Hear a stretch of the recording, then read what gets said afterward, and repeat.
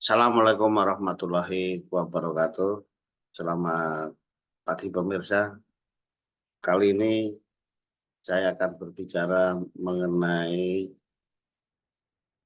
efisiensi dan keefektifan pemupukan.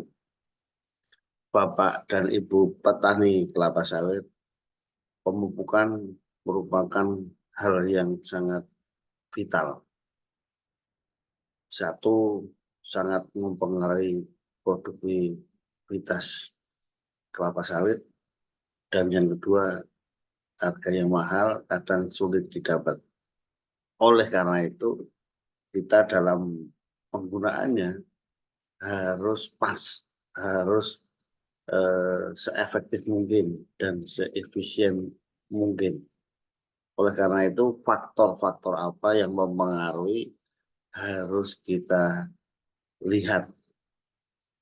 Memupuk kalau kurang, jadinya tidak memberikan hasil yang optimal, dan jika lebih memberikan efek negatif, bisa toksik, bisa boros, rugi karena harganya mahal atau memberikan overdosis efek sampingnya. Oleh karena itu, kita harus mengetahui faktor-faktor utama dan nanti upaya peningkatannya. Jadi keefektifan dan efisiensi itu yang mempengaruhi, yang pertama adalah tergantung pada pertama pupuknya sendiri, yang kedua kondisi tanaman maupun kondisi lahannya, yang ketiga adalah cara-cara aplikasinya. Jadi sekarang kita bahas satu persatu yang berkaitan dengan efisiensi maupun keefektifan dari ini pemupukan tersebut. Jadi yang pertama kita berbicara mengenai pupuknya. Ya. Jadi pupuk ini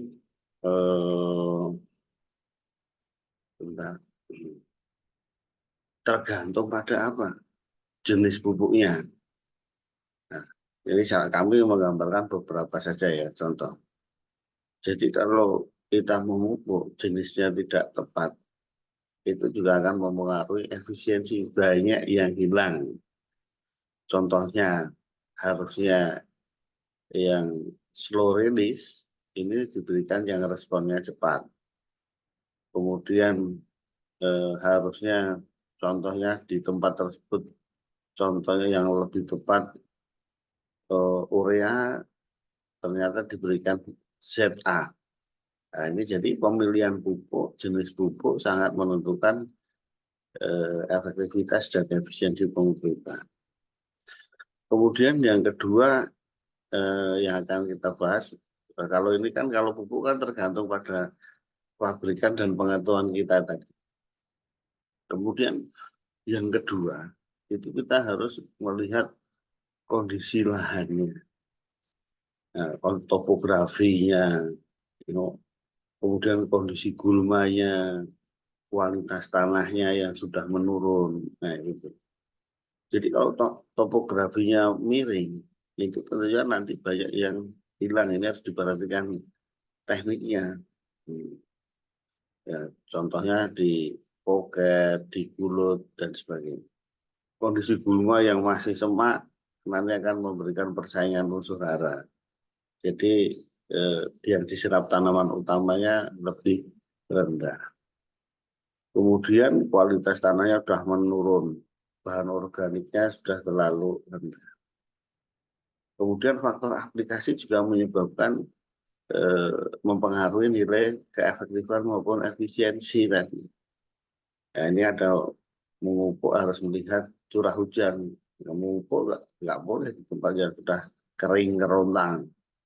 Nanti banyak hilang yang faktor penguapan. Nah, ini tiga faktor tadi. Kalau kita ditanya eh, kehilangannya berapa sih masing-masing tadi? Ini kalau saya melihat dari apa ya, pustaka menurut Nazih, ya, itu untuk jenis pupuk yang tidak tepat itu bisa mengurangi 10-20%. Wah, kita juga sia-sia, makanya harus memilihnya, harus tepat, harus kita belajar mengenai jenis-jenis pupuk dan pemilihannya. Kemudian dari pupuk itu juga faktor yang pertama tadi ya, haranya kita memberikannya tidak seimbang. Ini bisa 20-50%. Nah, apalagi kita menggunakan yang pupuk tunggal tadi ya. Kalau tidak seimbang, tidak pas dosisnya juga memberikan apa? Kehilangan 20-50%. Nah, kemudian kalau cerita aplikasinya, waktu aplikasi yang tidak tepat itu 10-20% hilang. Nah, itu. Kemudian tadi kalau cerita aplikasinya, penempatan pupuk tidak tepat. Nah, ini bisa 5-10% hilang. Kalau kita pupuk misalnya di piringan, apa di gawangan, nah gitu. Kemudian kondisi tanaman. Nah, kondisi tanaman atau lahan, tanamannya itu terserang hama, itu bagaimana? Dan penyakit. Nah, ini bisa 5-50%. Daunnya gundul, terserang ulat api, kemudian populasi tanamannya hilang banyak karena ganoderma, itu bisa 10-25% hilang. Tanaman yang sakit sudah dipupuk, tanaman yang nggak ada dipupuk, itulah efisiensi. Dan yang paling penting ini yang bisa terkontrol adalah gulma. Jadi kalau gulmanya semak, ya inilah mengakibatkan kehilangan 15-50%. Coba itu bayangkan. Yang kita omong-omongkan ini adalah kehilangannya sangat banyak.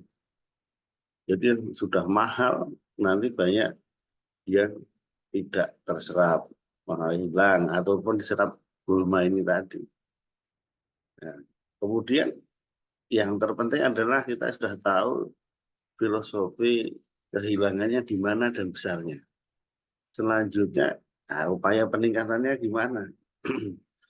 Nah, makanya peningkatannya itu dengan yang pupuknya sendiri ini yang diperbaiki oleh pabrikan ya, oleh pabriknya. Makanya ada bentuk dan ukurannya.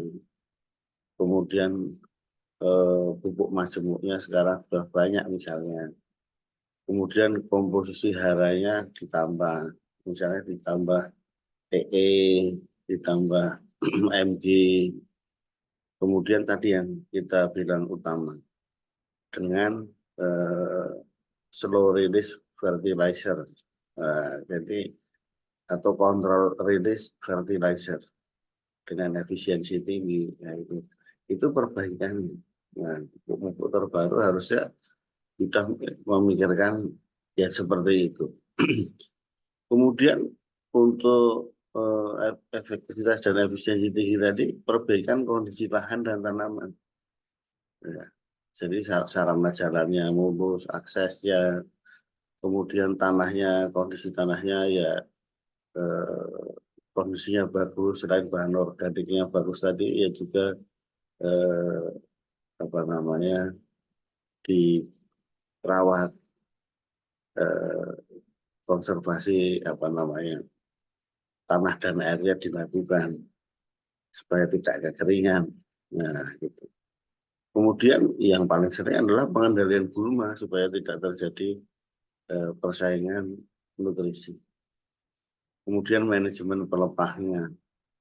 Nah, tadi jangan sampai terserang hama dan penyakit juga ya begitu. Ini akan mempengaruhi penyerapan unsur hara dalam pupuk yang kita berikan. Kemudian teknik aplikasinya, nah itu makanya harus menggunakan tempat tepat, tempat tepat yang sering kita bicarakan. Nah, kemudian dengan sistem pocket, contohnya, kalau bisa mekanisasi, ya, kemudian pengawasannya ditingkatkan. Nah, ini beberapa kita memperbaiki efektivitas dan efisiensi pupuk itu tadi melalui 3 jalan utama, yaitu teknologi pupuknya sendiri, perbaikan lahan dan kondisi tanaman, dan yang ketiga teknik aplikasinya kita perbaiki.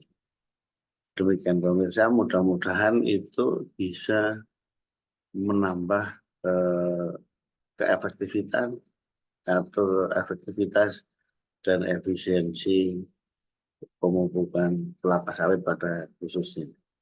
Terima kasih dan mudah-mudahan bermanfaat. Assalamualaikum warahmatullahi wabarakatuh.